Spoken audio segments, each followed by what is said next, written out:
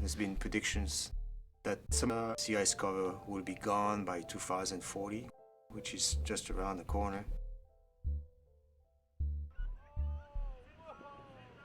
These huge masses of ice can change far more rapidly than we thought.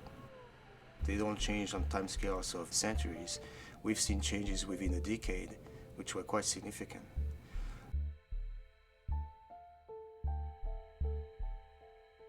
Despite its name, the International Polar Year Research Project runs 2 full years to allow thousands of scientists from over 60 nations to study 2 complete cycles of Earth's north and south poles. They will study all aspects of the poles: land regions, ice sheets, glaciers, sea ice, oceans, and the atmosphere.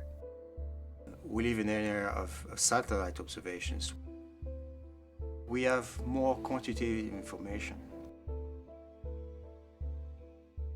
We go beyond telling you the green ice sheet is melting and losing mass. We can actually put a number to that and convert that number into something people will relate to.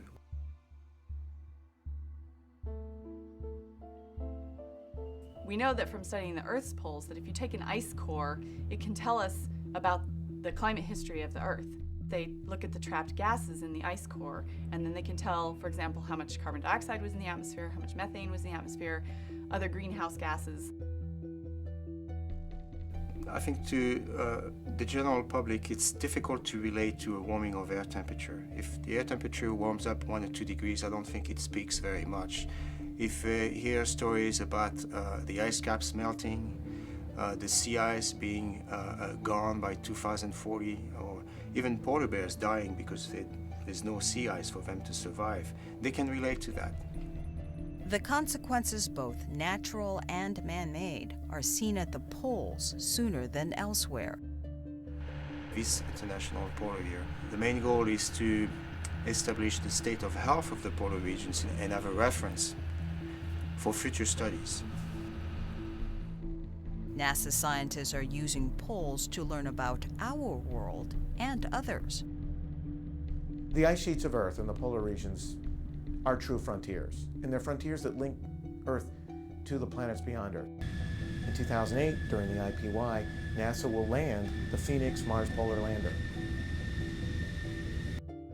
It will land in the northern polar region of Mars. We'll be in that environment that we can dig down into the soil and sample the ices in the soil that's there and analyze it in our onboard instruments. In 2008, during the IPY, NASA will launch the Lunar Reconnaissance Orbiter, and this vehicle will explore in earnest, using remote sensing, the poles of the moon, relate them back to our Earth poles, even to the poles of Mars, and open that frontier, we hope, for human presence and eventually sustained human presence. So we can actually learn about ourselves by exploring the moon, Mars, Saturn, Saturn's icy moons, Mercury, even Venus, and apply it to home, all through this scientific organizational framework that is the IPY.